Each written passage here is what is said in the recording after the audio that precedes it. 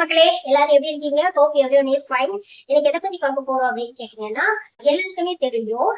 ஆங்கிலேயர்கள் நம்ம நாட்டை வந்து ஒரு 200 வருட காலம் வந்து ஆட்சி செஞ்சாங்க. அப்புறம் 1947 1947 தான் நமக்கு வந்து சுதந்திரம் கிடைத்தது அப்படின்னு சொல்லிட்டு. ஆனா ஆங்கிலேயர்களால ஆளப்படாத ஒரு மாநிலம் நம்ம நாட்டுல இருக்குங்க. யாருக்காச்சும் ஐடியா இருக்கா அது என்னன்னு சொல்லிட்டு? Yes, that is Goa. Goa தாங்க வந்து ஆங்கிலேயர்களால ஆட்சி செய்யப்படாத ஒரு மாநிலம் இந்தியாவிலே. அதுக்கு காரணம் என்னன்னு கேட்டீங்கன்னா, போர்ச்சுகீயர்கள் அவங்கதான் காரணம். ஏன்னா அந்த காலகட்டத்துல வந்து ஆங்கிலேயர்களுக்கும் போர்ச்சுகீயர்களுக்கும் இடையே வந்து நிறைய வந்து மோதல்கள் தான் வந்து நடந்தது. இருந்தா கூட ஆங்கிலேயர்களால போர்ச்சுகீயர்கள் வந்து ஜெயிக்க முடியல. ஏன்னா போர்ச்சுகீயர்கள் வந்து ஆங்கிலேயர்களுக்கு முன்னாடியே வந்து ஒரு 400 இயர்ஸ்க்கு முன்னாடியே வந்துட்டு அவங்க வந்து இது பண்ணி வந்துட்டாங்க இந்தியாவுக்கு. அதனால ஆங்கிலேயர்களால அவங்களை வந்து பீட் பண்ணவே முடியல. போர்ச்சுகீயர்கள் வந்து போர்ச்சுகீயர்கள் 1498லயே வந்து இந்தியாவுக்கு வந்துட்டாங்க.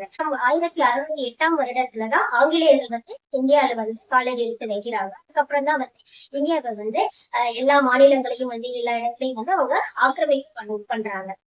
போர்ச்சுகீயர்கள்ட்ட அவங்க என்னதான் பண்ணாலும் அவங்களால போர்ச்சுகீயர்கள் ஜெயிக்க முடியல. அதனாலதான் கோவா வந்துட்டு கடைசி வரைக்கும் வந்து ஆங்கிலேயர்களால ஆளப்படல. மற்ற எல்லா இடங்கள்லயும் எல்லா மாநிலங்களிலும் எல்லா இடங்களிலும் ஆங்கிலேயர்கள் அவங்க ஆட்சியை வந்து பதித்தாங்க. ஆனா கோவாவுல மட்டும் அவங்களுடைய ஆட்சியை அமையப்படல. அதுக்கான காரணம் வந்து போர்ச்சுகீயர்கள் தான். சரிங்களா?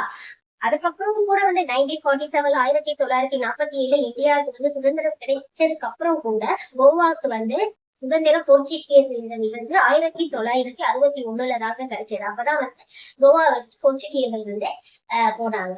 ஸோ இந்த இன்ஃபர்மேஷன் வந்து எல்லாருக்கும் ரொம்ப யூஸ்ஃபுல்லா இருக்குன்னு நினைக்கிறேன். இது ரொம்ப நல்லா இருக்கு. உள்ளவர்கள் ஆங்கிலேயர்கள் அவ்வளவு ஆதிக்கம் உள்ளவர்கள். நம்ம நாட்டுல இருந்த செல்வங்கள் வளங்கள் எல்லாமே எடுத்து கொண்டு போய் அவங்க நாட்டுல வந்து வச்சாங்க. அவங்களையே ஒருத்தங்க ஜெயிச்சிருக்காங்க. பெருமையான ஒரு விஷயம் தான்.